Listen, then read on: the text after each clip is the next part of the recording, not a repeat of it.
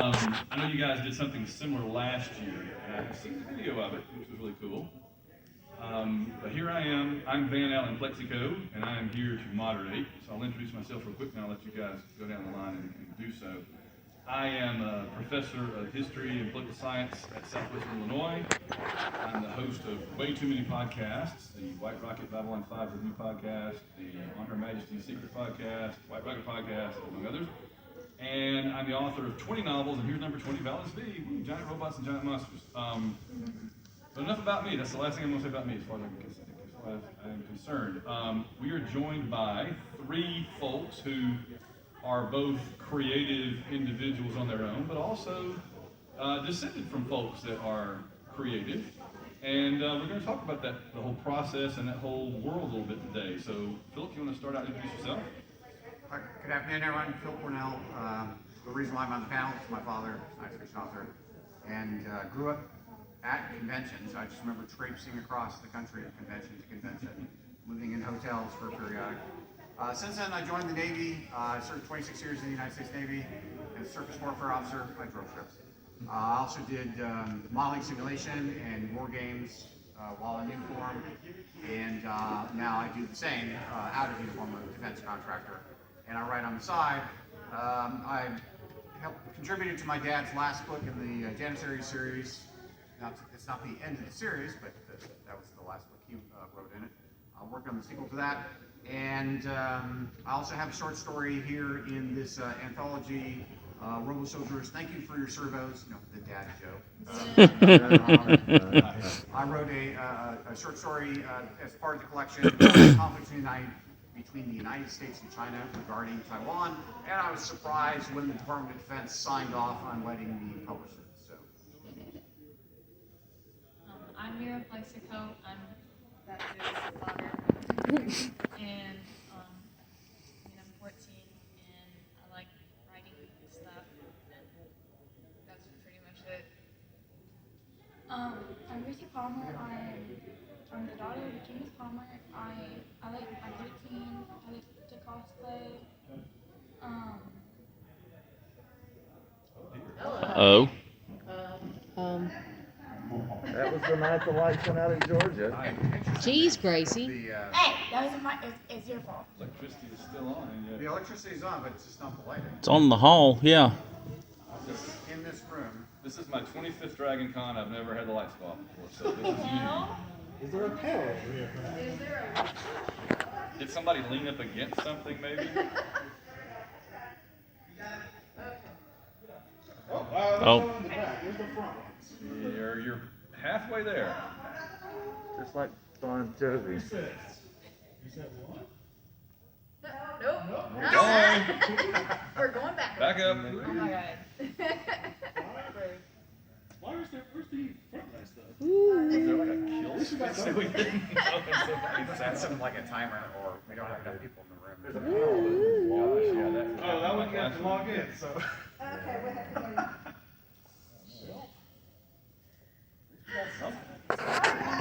I've been in the dark about a lot of things in my life. This is one more example.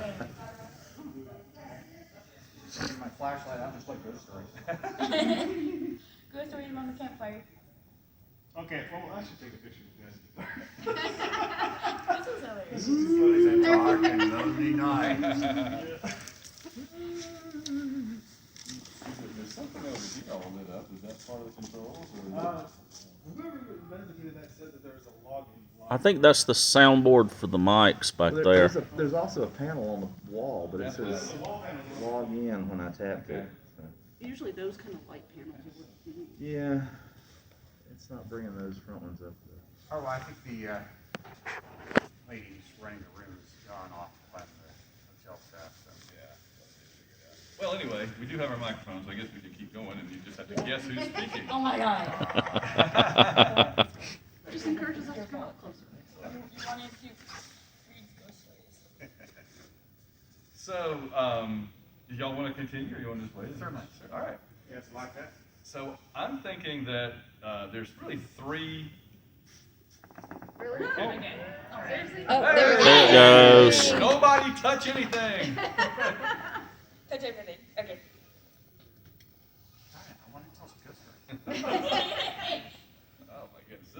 good start. That's great. It's lively already. Excellent. All right, so I feel like there's three directions we want to go, gang.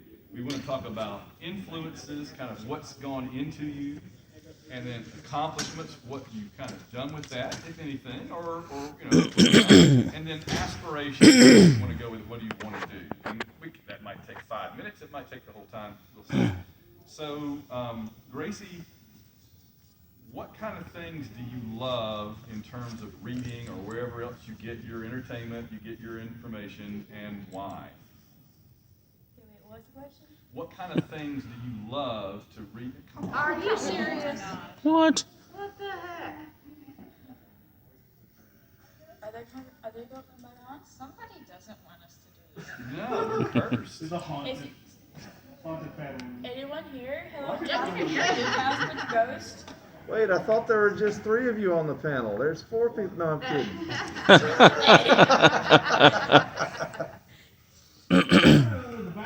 Come on, neighbors over here like. Hey, there's one on this floor. Okay. Yeah.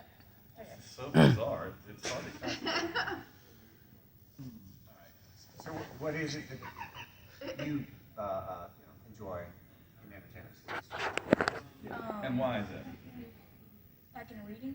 Anything. What do you like to read or watch? What kind of has an impact on you? What makes it do that? I guess, like, reading, I kind of, like, I like reading horror and all that, and, like, to me, reading kind of takes you to puts you in your own realm and stuff. Watching stuff, I watched Ultraman and Godzilla growing up. I mean, Nothing wrong with that. Good way to raise them. like, I like Ultraman and Godzilla, so like, and all that. Anime, Anime, yeah. Stranger So Things. you like the aspect of like going to another world, another place, kind of, and just experiencing wholly different things. Yeah. I do need to ask, is this the Ultraman and Godzilla where they were wearing the rubber suits and throwing feathers at each other, or was this a more modernized version? I like the older ones too, even though they're Bonus. cringy. Good deal. Oh, all right, we have the expert is here to save us all. Hey, who Hooray! done paid the Georgia Power? Sorry, I paid the wrong company. Dang it! Sue. It's funny, it went all completely out again a minute ago, so. Yeah, it's a service trip you gotta break, and I don't know how it's happening, but it's clicking. We're so bright that it's causing it to surge. You almost. Very true. That should be the takeaway from Sci-Fi Lit Track 2022. We was tripping. Literally. These up here haven't been back on. Oh, have they? No, they came back on. They were came on briefly, briefly. yeah. Don't sit down I and can't get hit the right back ones in up. the front, right here, because the front panel isn't on, so I can't hit the button. Somebody put the panel off for it right here. Oh, that's not a good sign. That's not good. Who would do that? All right, so Mira, and I know it's extremely hard to keep our heads straight, but let's do it. So, what kind of things do you love? I know some of it, but let's tell everybody. What kind of things do you love to read or watch or whatever, and what is it about them that appeals to you? I'm mostly read like fantasy, young adult stuff, and that's I watch a lot of like comedy shows and stuff. I like Hey. stuff because I'm like Gracie said, I'm able to be in my own world. I love the idea of just being a vampire. First of all, I like being able to have like superpowers and like do stuff that I can't do, you know. And comedy, I don't like sad stuff, so I like seeing something that will make me laugh, you know. And there are a whole lot of people who've made a whole lot of money off the fact that a lot of people like being vampires and like thinking about it. All right, Phillip, what do you think? So as a kid, surrounded by books, the house was full of books. And to some extent, I'm ruined because my dad and John Carr, who was his editor for many of his anthologies, ruined me and handed me all the best books. So now I have like a closet full of half-read books. And I'm just like, I don't have a lot of time. And B, my tastes are too rich. I know it sounds really snobbish, but it's the truth. But as a kid, I loved like Dragon Riders of Pern, the Belgariad series, all those other ones. And we were talking last night in the Writing and Fighting panel, and they asked me what was the book that had the best fight scene that you remember. And it's the opening fight scene in Starship Troopers, where they are rescuing their injured comrade and bringing him back to the ship. And somehow, strangely, Sister Mary Lee just didn't quite get how I was so sad that the soldier that they rescued died before he gets to the launch boat. She was not a science fiction fan. So now, I don't have a lot of time. I have a day job. And reading competes with writing.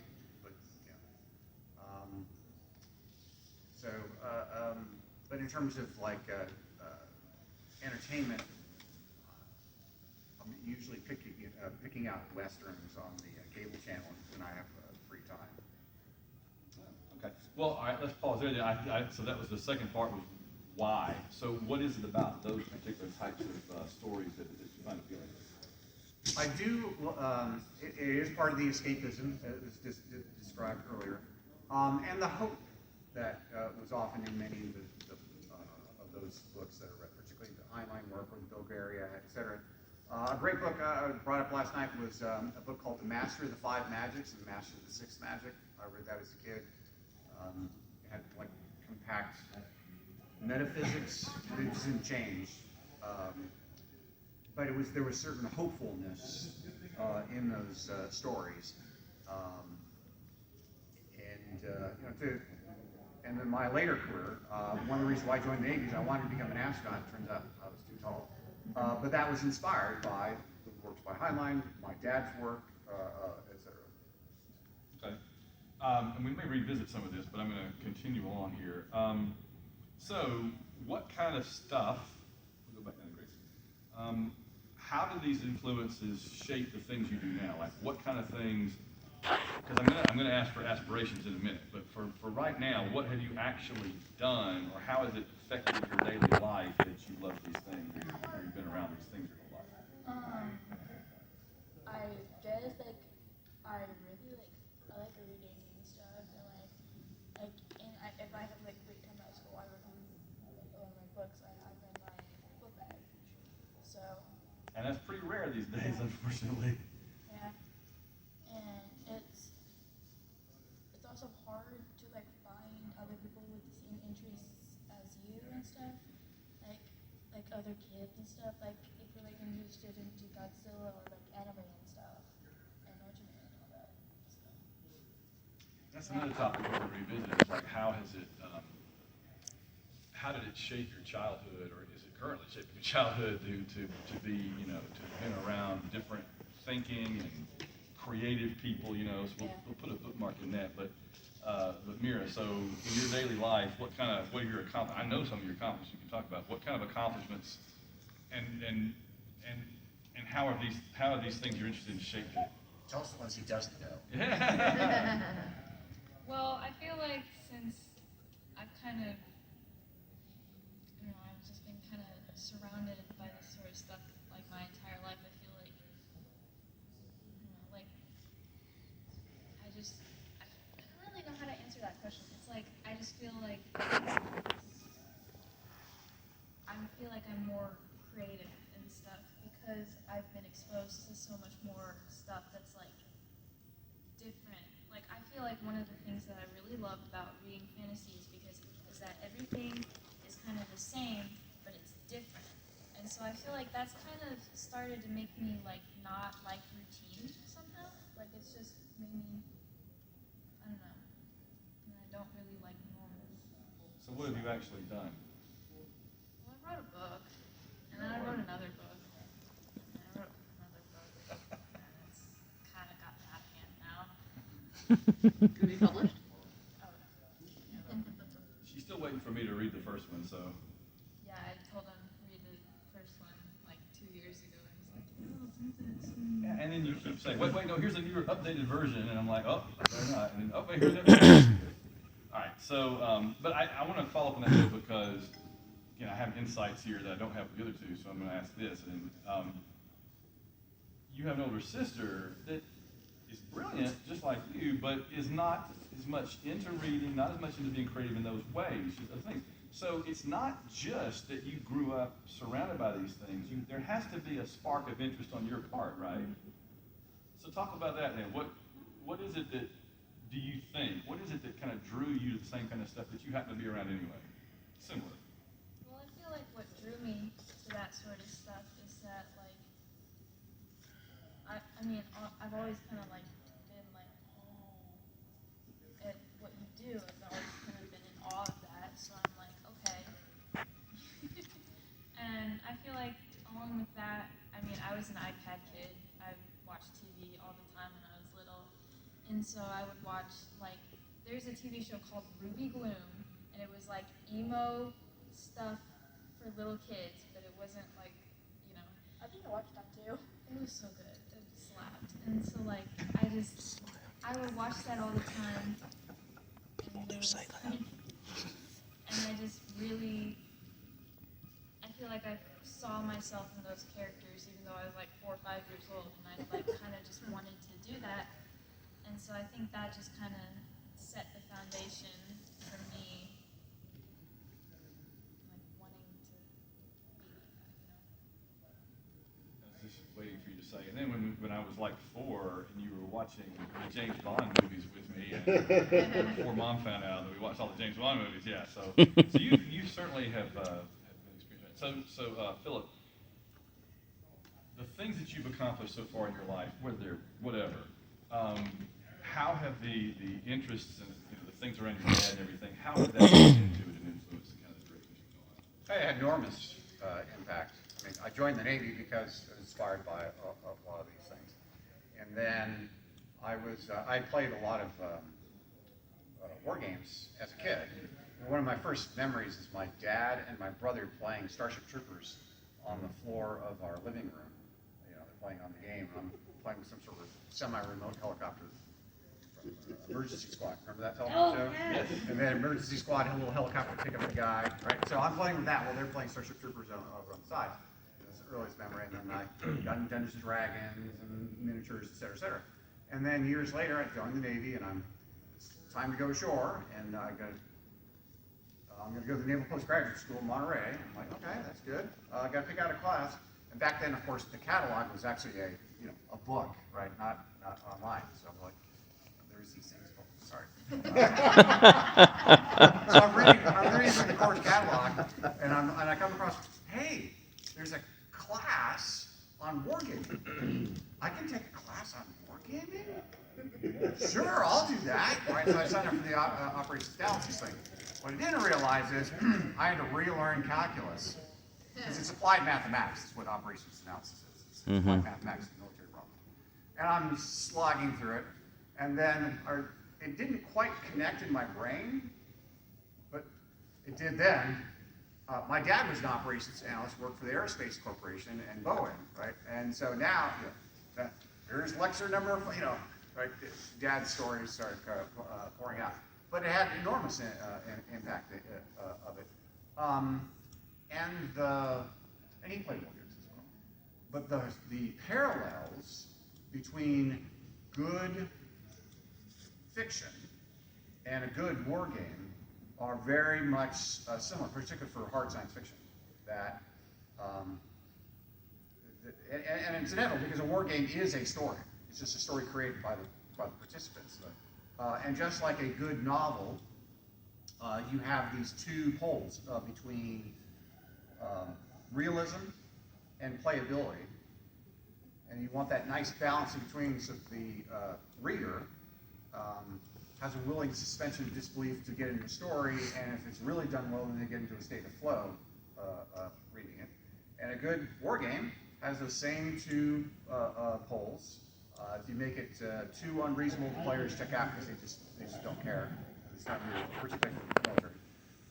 But on the other hand, if the game is unplayable and they're just like this, right? Then you fail there. But if you get that nice balance in between, and they have a willing suspension of disbelief in the game, and then they get into a state of flow because they become the characters they're playing in the game. The parallels between writing and a good war game are very similar, and the need to do your homework as a game designer, just like the need to do your homework as a writer, are very similar. Okay, so to kind of round out that first part, what would you like to do and accomplish maybe in the future based on what we've talked about so far? Like, your answer may be, nothing, I just want to watch TV or something, I want to read more good books, but do you have any thoughts as far as doing, going beyond where you are now with it? Gracie, what do you think? I guess, like, since I'm, like, a cosplayer and stuff, get better at, like, cosplaying and all that, and I also took a science class yesterday, so, like, sewing, like, kind of, like, stashing and all that stuff. It opens up like whole new avenues, doesn't it? Yeah. So tell me, we didn't kind of get into this enough.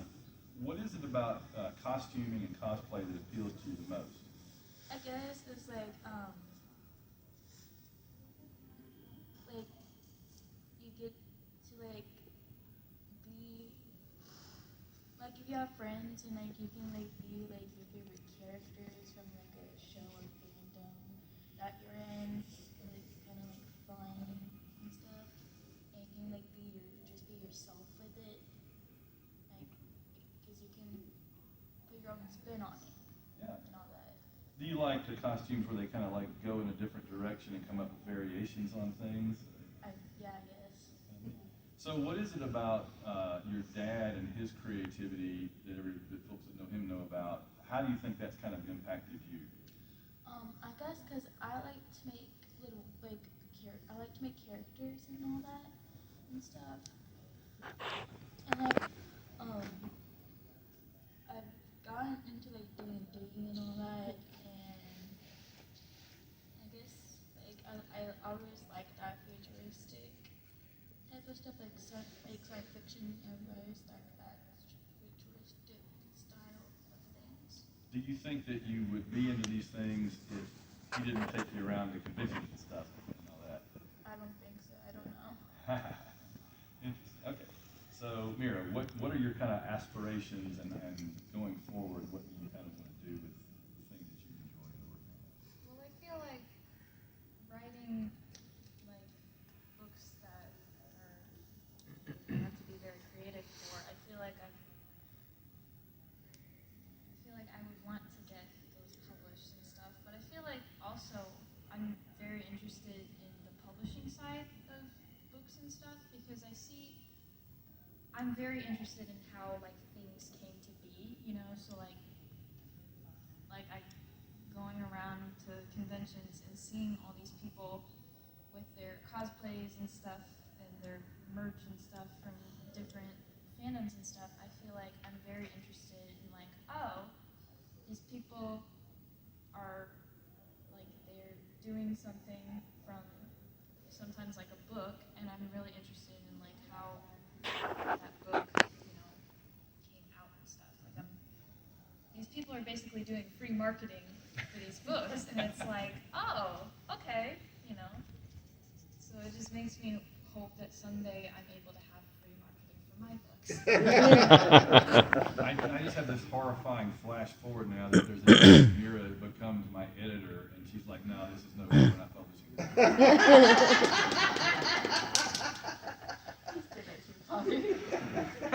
Thank you for standing up for me, Gracie.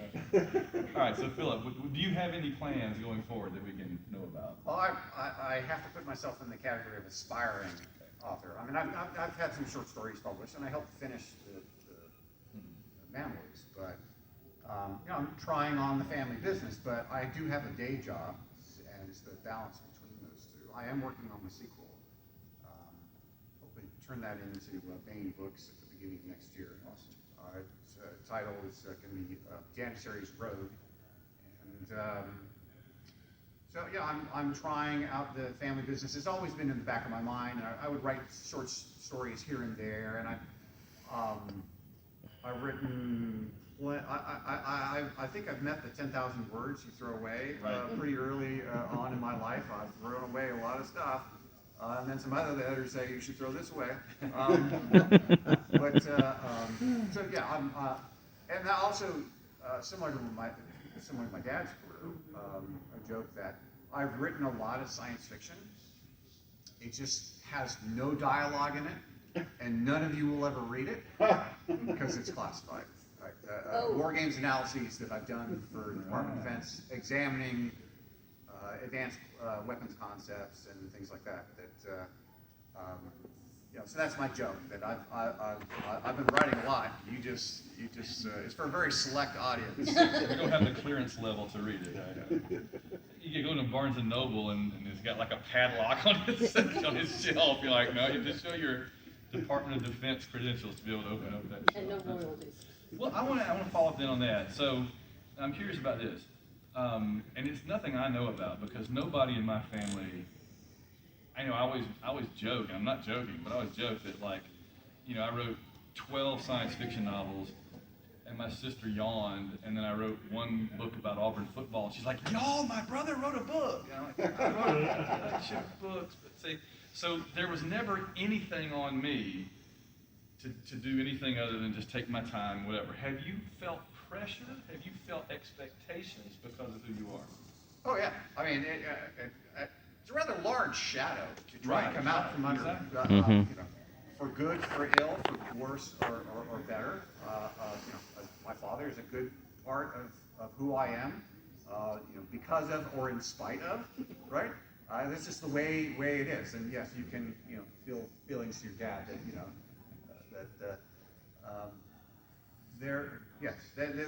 it is a rather large shadow, and it's also there are some expectations that come along with it that it's like I fully admit that I have the privilege of nepotism, and but then there's also an expectation of like, okay, you have this advantage here. Don't blow it, right? Don't turn in crap. I'm not going to say names, but I'm sure many of you can think of other authors who were in my situation who may not have produced the best material. And there's always the potential of falling short or just being different.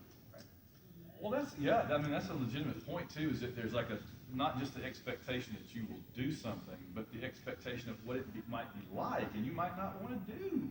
I mean, you might want to write westerns or something, and how do you handle asserting your originality, your independence from that? There was a point in finishing out Mammalies in which I had to basically say, Dad, I got it, but I'm going to have to run with it the best I can. And there were some folks like John Carr who said, well, I couldn't really tell where the voice difference occurred. Well, that's high compliment there to some extent. But at some point, I just kind of had to, I just had to, there were sections I had to restructure or remove that,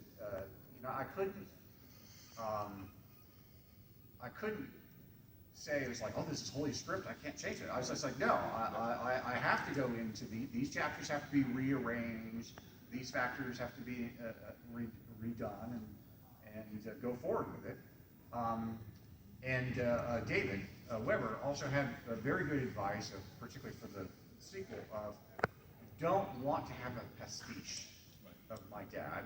So I'm not trying to write like him, but certainly his voice has an impact on me, and some of the rules of writing that I grew up listening to, I'm following. I mean, it's good advice. I'd be an idiot not to take some of it on, but it is certainly not going to be a carbon copy. Folks are, if you think I'm a clone of Jerry Pournelle, you're going to be gravely disappointed. But if you think that, I think you'll like the stories, but the voice will be different. It's inevitable. And trying to replicate it would actually be worse. Right. No, that's really good. So Mira, working my way back down again, and kind of along those similar thoughts, your father, whoever that might be, has a particular type of story and character he likes. Have you ever felt any sense of, I should do something like that, or you've always felt like I'm totally my own thing and there's no real influence or shadow? Well, I mean, I feel like there's times when I feel like I'm talking to your friends or something, and they're like, "Oh, are you interested in what your dad's interested in?" And there are some people that, like, they assume, oh, your dad's into, like, science fiction, so you must be into science fiction, seeing as you were raised on science fiction. And I mean, I will watch a good science fiction movie or something, and I will like it if it's good. But that doesn't mean that I'm gonna be as into whatever as he is. And so it's just, I've never really felt like, oh, I have to do what you do. I feel like it's more of like, I don't want to do what he does because I don't want to be in. You're copying, right? Oh, Yeah, sure, I don't want to seem It's gotta be like original. Yeah. And so it's just, there are just times when it's kind of hard making an identity for myself where I'm not Van's daughter. You're a common Van's daughter. Sure. So have you, just in terms of not necessarily the subject matter then, but can you think of any like lessons or rules or methods or anything that you have kind of absorbed though, watching me over the years, work and everything, like in terms of writing and all? Yeah, I feel like what I've gotten most from you is my work ethic. Okay. And like, I feel like Take that. I feel like I sit basically in our basement every single day going like, Only way. and I'm like, okay, I'll do that. And it's just, You do. yeah, With your I laptop. just sit in my bed and I'm like,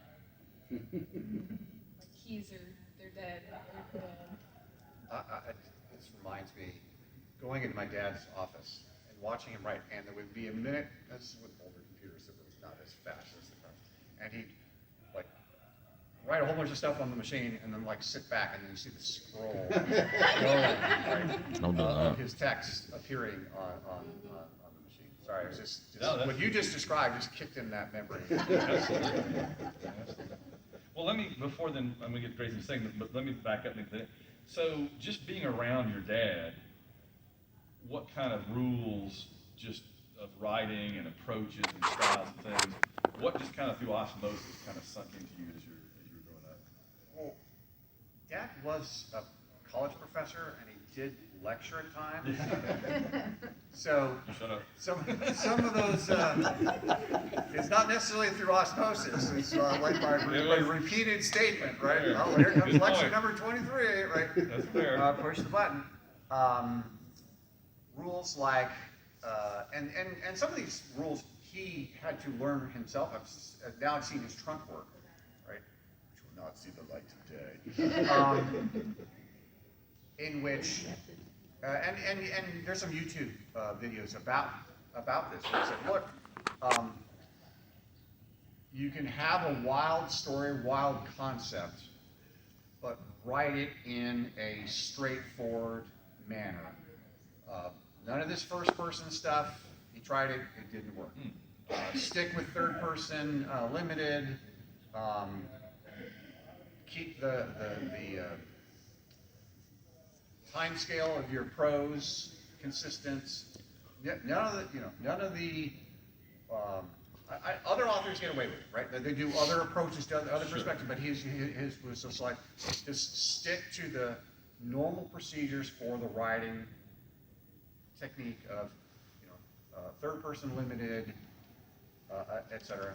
And the importance of the first sentence in a paragraph.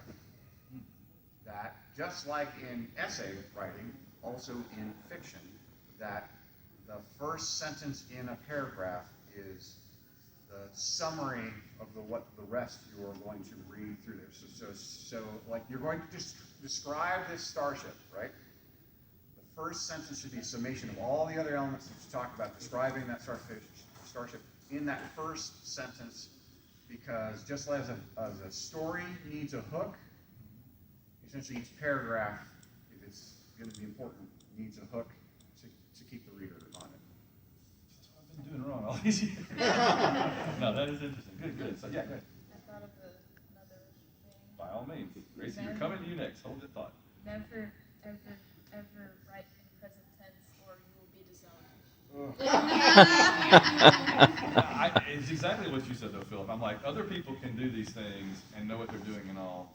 And I enjoy writing in first person because obviously, as everybody on this track knows by now 100 times over, I love Roger Zelazny, and the Amber books are so first person, and yet he pulls it off, and I've emulated that. I guess I've just spent so many years trying to do that, but I feel like I can do it. But yeah, present tense, Lord, I don't know how anybody writes it. I don't know how anybody reads it. I don't know. It doesn't even make logical sense to me that a story would be told that way. You don't even tell a story that way when you're in the room with somebody and you're talking. Why would you? I don't know. I don't get. So I don't say. And your dad was not like a flaming liberal in any way. Certainly not in terms of approaches to literature, right? In terms of writing, right? So. But that was his point, was that you can have as wild a concept of story as you want, but present it in present that wild concept in a conventional format, Right. so that the writing style is not interfering with the message you're trying to convey. I think we can do that. Yes, and so Gracie, the question, and we've kind of been swimming around it, but now you take a pretty big shot at it. So your dad and his work, how has that kind of impacted and influenced your interests and the things that you enjoy about cosplaying and other things like that? Well, I guess like, because I like making characters and stuff, and I have a lot of characters from different fandoms that I like, and like different books, and like in books I've always like thought like I imagine how like the characters look, and like if it's not like doesn't have like pictures or anything, and I always like how like the characters and the settings look, and like how their personalities, how they would interact with like the real life world and all that. Okay. So, do you and your dad ever like talk about these things? Talk about like when you watch the Godzilla or whatever? Because I know he's a big fan too. Yeah. So what have you kind of soaked up from him? I guess maybe like my creativity, probably, I guess. My creative book, maybe. Because I have a little story that I dreamed about like last year in 7th grade. And so, yeah. Okay. So, all right. So let's see. Where would one thing I wanted to do, and I'm gonna start with you again, Gracie. We'll come back down. Regardless of who did it, what is your favorite story or book? And like, and the one that you like, I wish I had done that, maybe something like that. I don't know. I have a lot of books that I really like and stuff. I am reading the Percy Jackson books. Excellent. Who's that? Yeah. And I have the Harry Potter books that I need to finish reading. I don't know. Well, so you like fantasy stuff Yeah. more in the Yeah. book. Okay. So what does your dad and mom think about your interest in like Harry Potter and They support me. Good, absolutely. They're very geeky. And my dad was mouthing to me just now how to treat a dragon, and all that. Very cool. Okay, so Mira, so what is your favorite work and how I phrased it? Yeah, your favorite. Absolutely just love and adore Sarah J. Maas's A Court of Thorns and Roses series, because it's just for days and days about it because I feel like I take so much inspiration from her, and I just like I love her writing style and I love how she approaches everything, and it's just like Well, here's an interesting thing, because again, I have certain insights here that I don't have on the other two. It seems like every time I turn around, you have a new series or a new author that you've discovered that you think is really cool. And Percy Jackson was for a while, right? It's one of your big things. And then there's been a couple others in this. So, what draws you? What do you feel like? What is it do you think that draws you to something like that? That makes you go, oh, this is really, really good. Is it the writing style or the subject matter? Or I feel like it goes subject matter, characters, and then writing style because I feel like well no. Well, the subject matter has to draw you in. If it's about baseball, you know, or whatever. Yeah, So whatever. I can see that. I feel like if Well, she couldn't sleep. I feel like I do judge a book by its cover. I feel like that's saying don't judge a book by its cover is probably the worst advice ever because, you know, if a book doesn't have a good summary, I'm probably not going to read it, you know? So I feel like if it's something that I feel like will align with my interests, I will start to read it, but if the characters or the writing style are just like all out of whack, I will quit. The marketers out there are all very happy to hear that their job is appreciated. It's not just the author; it's all the other people involved in the package. Because, yeah, I mean, I kind of can sympathize with that. I certainly prefer my books to have an attractive cover rather than not. So because it reflects on the quality of the overall package. I think that's fair. So, okay, Phillip, your turn, and then. So as a kid, as I said earlier, Dragon Riders of Pern, huge book to me, Bulgariad. There was a whole set of books. More recently, the Berlin Project was a very interesting. It's an alternate history. It's like a physics lesson hidden in a alternate history novel about the way in which the atomic bomb was developed here in the United States and the synthesis process for the fission material. And so it was an alternate history of that, and then how essentially we build an atomic bomb months earlier than what happened historically, and it's dropped on Berlin on D-Day. Oh wow! So Wow. it's a very interesting novel. And so it's kind of like that's kind of cool. The idea of alternate history, going back to a particular event and then altering it, seeing how it plays forward, and staying within certain limits about that. To go back to an earlier topic, we were talking about writing styles. The book that it demonstrated to me how the different writing style can be distracting, but the concept is still so good. I'll work my way through it. Was Snow Crash. The way he wrote it was completely different prose in it, and I had to force myself through the first couple chapters to go because. And so I think that book could have been even more wildly, right, if the writing style had not been distracting. Similarly, had a challenge with the three-body problem. In that, while the translation and the prose was actually pretty straightforward, some of the elements with it, the magitech of it, turned me off. Right? And so in that case, the straightforward prose was good, but some of the concepts in it kind of threw me off. I've got Snow Crash on my nightstand, and I've started it a couple of times, and I keep putting it down, and I think it's for the reason you say that it's kind of unconventional, and you kind of have to do the right concept or something like that.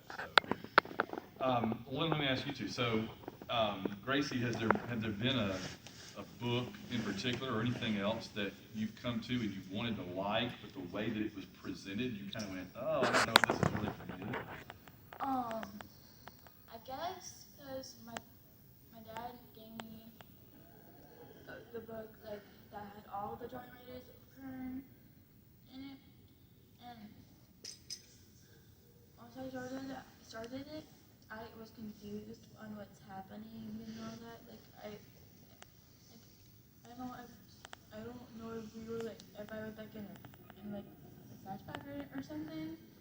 Like I was just confused and like where the setting was and stuff. So It's kind of like overload. yeah. Rather than each book one by one, you had to get the whole thing thrown at you. Yeah. I know that feeling. Mira, what do you think? There are two that came to my mind. First was the first Shadow and Bone book by Leigh Bardugo. And I really liked it, you know, I enjoyed it, but it was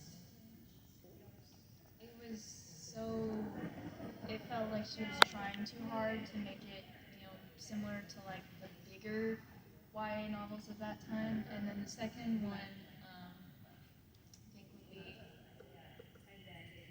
Shatter Me by, I can't remember her name. It's like, you know, that one, I feel like I didn't like it because it was more of a dystopian thing, and I'd already kind of exited my dystopian novel reading era. Moved on from those. I mean, I did have a phase where I really liked reading like The Hunger Games, Divergent, stuff like that, and those are all kind of in the same vein, but I kind of drifted away from that, so it was kind of hard, you know, getting back into that. But I finished the initial trilogy, and I wasn't too scarred, so I suppose. That's high praise for an author. I wasn't too Well, scarred by that's- that raises another interesting question. Do you guys think, Phillip, let me ask you, do you think there's an area of science fiction and fantasy, because she was just listing like that there's all this stuff in this one little sub genre, and I've mentioned, not in joking but totally seriously for a while now, that I always say I knew that science fiction and fantasy was in trouble when I went into Barnes and Noble and there was an entire book, not a shelf, but an entire bookcase labeled young adult paranormal romance. Right? I'm like, when you're getting that specific,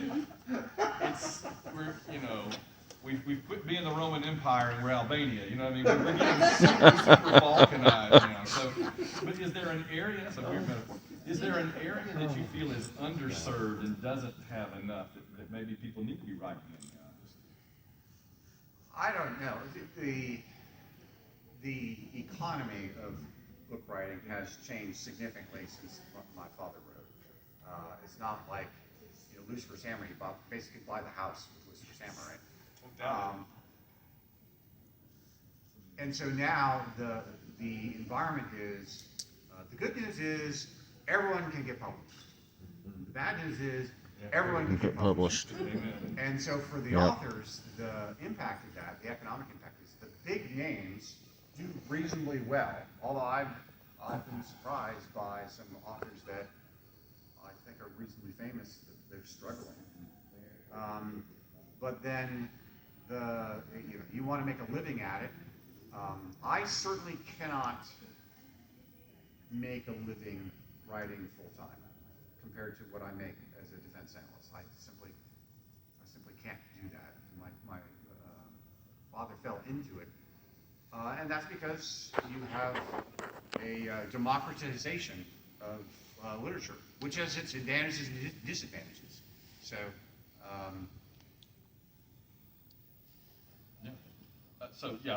Is there an area of science fiction, fantasy, whatever, that you think is underserved, you wish people would do more in?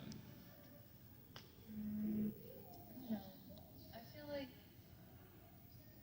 over the years it's become more, at least I'm looking at it from the teen perspective. I don't know about the old white guy. Oh. Burn.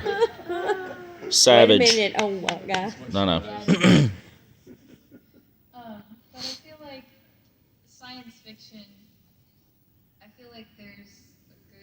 20 books right now that are very popular on social media. Like you see them all the time on TikTok and Instagram, stuff like that. And then like only, even when you expand that list to like 100 or 50 or something like that, there's only 7 or 8 sci-fi novels, you know. And even then, those are mostly just dystopian sci-fi, you know. There aren't a lot of dudes running around on a spaceship fighting alien novels that are super popular nowadays. And I feel like the perspective is kind of shift more towards fantasy. People want to read fantasy more. Like they want to see witches and dragons and vampires and stuff. Well, all right, let me interject here, because that's a really good point. I've made this point on other panels that it feels like science fiction has gone so dystopian and negative and dark, and oh my gosh, and it didn't used to be that way, right? Science fiction used to be, here's the cool flying car you're going to get, here's when we go to Mars, here's when we go to the planets, and now it's like, oh look, we're all going to die, look, zombies and everything. I mean, it feels like science fiction has kind of gone pessimistic, and so fantasy is the place that people kind of go to where you beat the Dark Lord and you get to be the king and all that, right? I mean, is there something you feel? I feel like that's because of the Hunger Games. The Hunger Games is science fiction teen, you know, and that's where, you know, America has become I can't remember what it's called, but it's like Panem, you're split into factions and everybody has to send kids to go kill other kids every year. That's like, you know. Neo-Malthusian. Yeah, I feel like all of, or well, not all, but like a good chunk of like the science fiction equals bad future has come from that, and I also feel like Harry Potter started the whole. Harry Potter is the chosen one. He beats Voldemort. That really started the fantasy equals good guys winning thing, you know. For the modern times, yeah, I think that's probably so. Gracie, so is there an area of stories or whatever that you feel like you wish there was more of that really make you happy that more of this?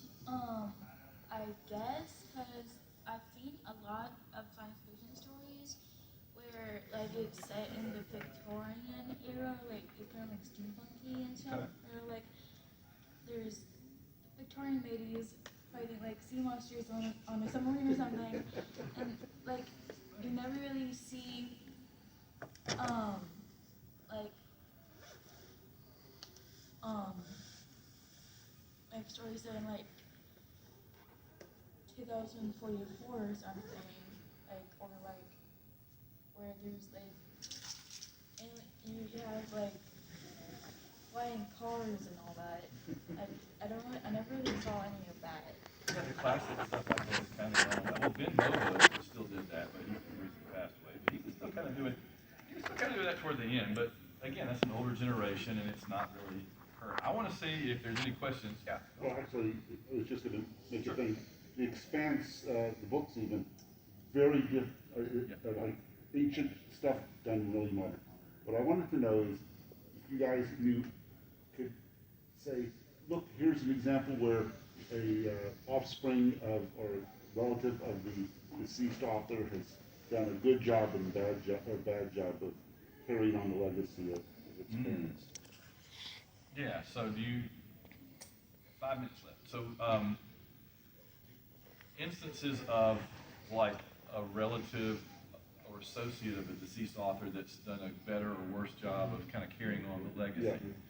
Yeah, because like I know that Roger Zelazny's younger son is writing, but he hasn't really made a huge splash yet. There's some samples. So does anything come to you guys' mind? I'd rather not pick on some people. No, I don't think you're saying you pick on it. You can say this person's doing a good job. But I don't want anybody to be picked on, really. I'm gonna have to think about that.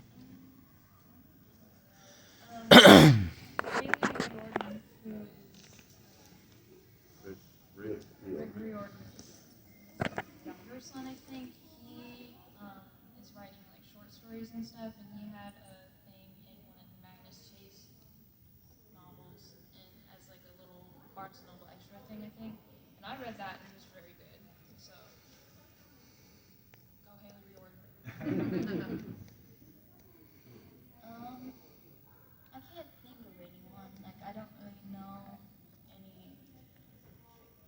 generation of the authors who are carrying on like this. What about along similar lines, a character or a storyline or a world that's kind of been brought back? Like, because you like the monster stuff. Yeah. We've got a whole new generation of Godzilla movies now. Have you seen? Yeah, have you seen any of those? Like, he's not in a rubber costume anymore. He's a CGI big monster now. So that Mira and my wife make fun of me for watching. So yeah, I mean, there's some of the stuff that you love is kind of coming back around in different ways. That's cool. Like in like the new Teenage Mutant Ninja Turtles show that was made in 2018. And so They're back. I think it's like which was like not really as good as the 2012 one I watched when I was growing up. Even though that one was pretty cringy, they were so great. All right, we got about 2.5 minutes left. Anybody else have any questions or points before we wrap up here? Yes. Oh, I was just going to mention that I guess one of the most famous examples is Tolkien's. Oh, Christopher, yeah. Yeah, some of his dad's work. Yeah, he became kind of the steward of the estate and put out not so much new fiction as he just kind of curated the old stuff into publishing form and then plus some nonfiction about it. And he's not, and Tolkien's not notes, I think. Yeah, that's how we got the Silmarillion and the other books, the Unfinished Tales and all that. So, for sure, Yeah, I can understand the weight of, responsibility. He got my oldest brother's dealing with that with my parents' estate. And as I said, there are trunk works that, there's early stuff that I read. I don't want anyone to ever see it, right? So, we're not going to get the Unfinished Tales anthology. Okay. All right, you guys have anything else you want to add as we wrap up here in the next minute? Oh, please buy my dad's books. Home All right, ready for well. Very good job. All right, on that note, thank you guys so much. This was a whole lot of fun and very delightful. We really appreciate it. Thank you guys. Thank you.